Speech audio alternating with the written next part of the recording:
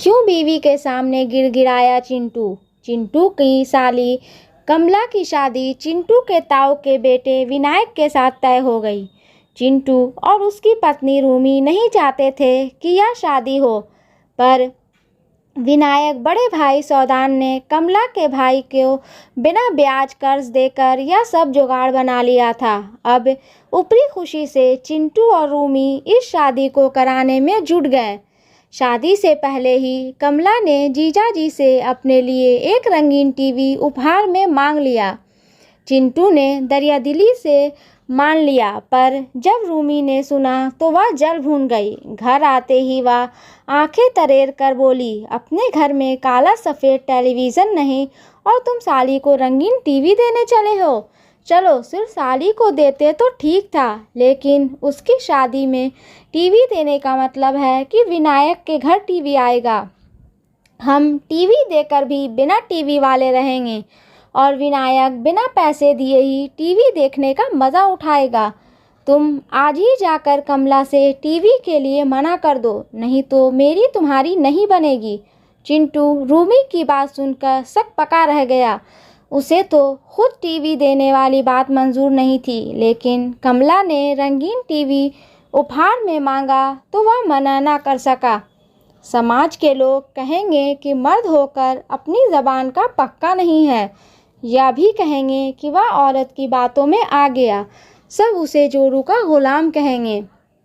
चिंटू इतना सोचकर अपनी बीवी के सामने गिड़गिड़ाते हुए बोला, रूमी, मैं तेरे हाथ जोड़ता हूँ, इतने पर भी तू ना माने तो मैं तेरे पैरों में गिर जाऊँगा। इस बार की गलती के लिए मुझे माफ़ कर दे। आगे से मैं तुझसे पूछे बिना कोई काम ना करूँगा। मैंने कमला को टीवी देने की बात कह दी है, अब मैं अपनी बात से पीछे नहीं हट सकता। तू खुद ही सोच कि क्या मेरी बदनामी में तेरी बदनामी नहीं होगी। लोग मुझे झूठा कहेंगे तो क्या तुझे भी तो झूठे की बीवी कहेंगे। महल्ले की औरतें ताना मार मार कर तेरा जीना मुहाल कर देंगी। मुझे मजबूर मत कर। रूमी थोड़ी चालाक भी थी। उसे पता था कि कहने के बाद टीवी ना देने से मोहल्ले में कितनी बदनामी होगी। वह अपने पति से बोली, ठीक है, इस बार मैं तुम्हें माफ़ कर देती हूँ, लेकिन आगे से किसी भी शादी में ऐसी कोई चीज़ ना देना जो हमारे घर में ना हो। और तुम यह मत समझना कि मैं बदनामी से डरती हूँ। मैं तो केवल तुम्हारे मनोहर को वजह से ही बात मान गई हूँ। कमला और विनायक की शादी हुई। चिंटू ने अपने दिल पर पत्थर रखकर रंगीन टीवी का तोहफा शादी में दे दिया। रूमी भी टीवी की तरफ देख देख कर अपना दिल थाम लेती थी। मन होता था कि उस टीवी को उठाकर अपने घर में रख ले, लेकिन वह ऐसा नहीं कर सकती थी। रूमी का सपना था कि उसके घर में भी रंगीन टीवी हो। उस टीवी पर आने वाले सास बहू की लड़ाई से लवरेज धारावाहिक धूमधाम से चले, लेकिन ये सब अरमान सीने में ही दबे रह गए। कमला विनायक के घर में आकर रहने लगी। थोड़े ही दिनों में कमला ने विनायक से कहकर जीजाजी का दिया रंगीन टीवी चलाना शुरू कर दिया। टीवी इतनी तेज़ आवाज़ में चलता कि बगल में बने चिंटू के घर में भी बैठी रूमी के कानों तक सास बहू की भड़कते संवाद गूंजते। रूमी का दिल होता कि जाकर टीवी देख ले, लेकिन उसने कसम खाई थी कि जब तक वह अपने घर में भी रंगीन टीवी ना मंगवा लेगी, तब तक कमला के घर टीवी पर कोई प्रोग्राम ना देखने जाएगी। कमला ने एक दिन अपनी सगी बहन रूमी से कहा, जीजी, तू मेरे घर पर टीवी देखने क्यों नहीं आती? कहीं तुझे भी मोहल्ले के लोगों की तरह मुझसे जलन तो नहीं होती?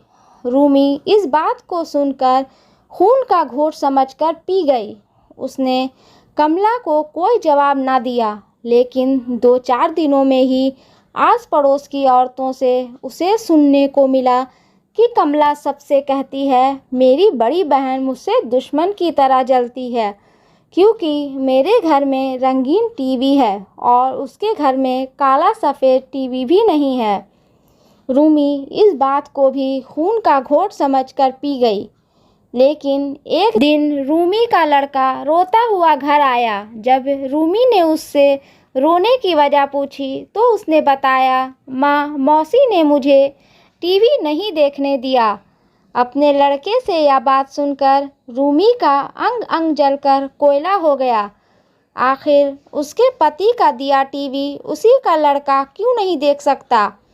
शाम तक रूमी इसी आग में जलती रही।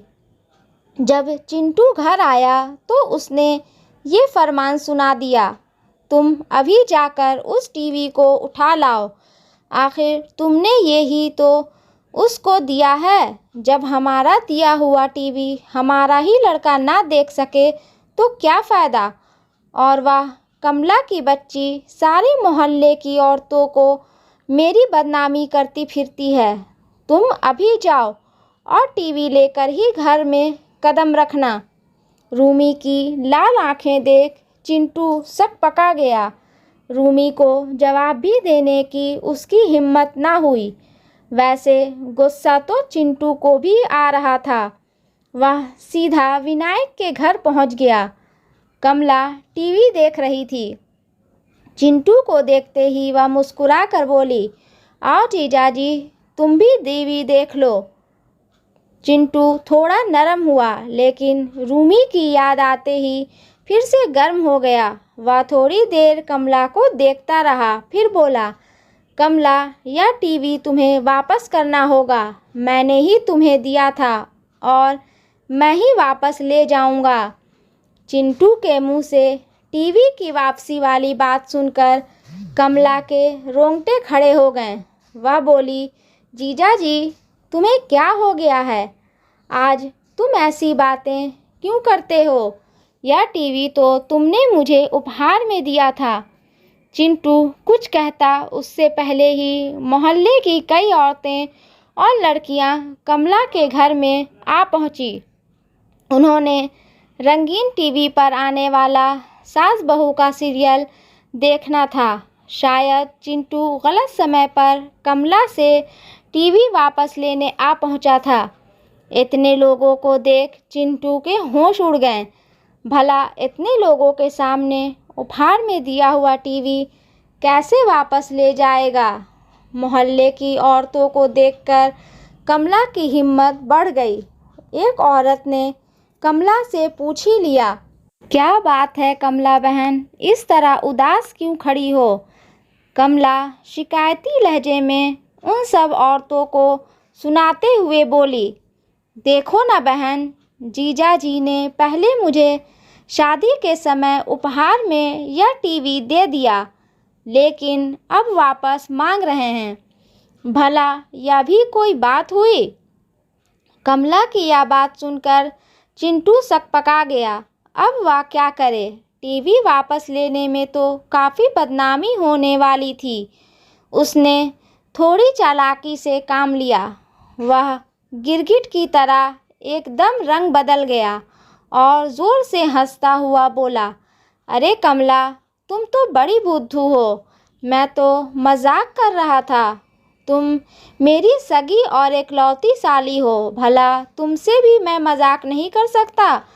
तुम बड़ी भोली हो, सोचती भी ही नहीं।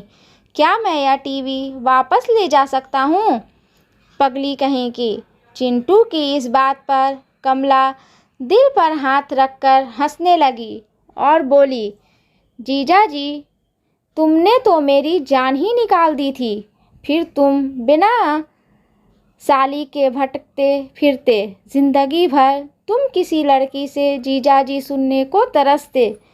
इस बात पर सभी औरतों को हंसी छूट पड़ी। सारा माहौल फिर से खुशनुमा हो गया। चिंटू को एक पल भी वहाँ रहना अच्छा नहीं लग रहा था। वह कमला से बोला, अच्छा कमला, अब मैं चलता हूँ। मैं तो यह देखने आया था कि टीवी सही से चल रहा है कि नहीं। कमला अपनी जीजाजी से मुंह से इतनी फिक्र भरी बात सुन खुश हो गई और बोली, जीजाजी, तुम आए हो तो शरबत पिए बिना ना जाने दूंगी। 1 मिनट बैठ जाओ, अभी बनाकर लाती हूँ। कमला ने खुशी खुशी शरबत बनाकर चिंटू को पिला दिया। शरबत पीने के बाद चिंटू उठकर अपने घर को चल दिया। उसे पता था कि रूमी उसको क्या हाल करेगी, कहेगी कि साली की मुस्कान से घायल हो गए, उसकी मीठी मीठी बातों में फंस गए, उसने शरबत पिलाकर तुमको पटा लिया, उसके घर में ही जाकर रहो, अब तुम मेरे पति हो ही नहीं। लेकिन चिंटू भी क्या करता, भला उपहार को किस मुंह से वापस ले ले, वह भी इतनी औरतों के सामने, ऊपर से जिससे उपहार वापस लेना था वह उसकी सगी और इकलौती साली थी। चिंटू ने सोच लिया कि वह बीवी का हर जुल्म सह लेगा, लेकिन दिया हुआ उपहार वापस नहीं लेगा। दोस्तों, ये स्टोरी आपको कैसी लगी? अगर ये स्टोरी आपको अच्छी लगी तो प्लीज़ इसे लाइक करें, शेयर करें एंड सब्सक्राइब करें। इस स्टोरी के बारे में आपकी क्या राय है हमें कमेंट बॉक्स में ज़रूर बताएं। और हाँ, बेल आइकन को प्रेस करना ना भूलें, क्योंकि ऐसे ही आने वाली स्टोरी आप तक सबसे पहले पहुंचती रहेगी। धन्यवाद।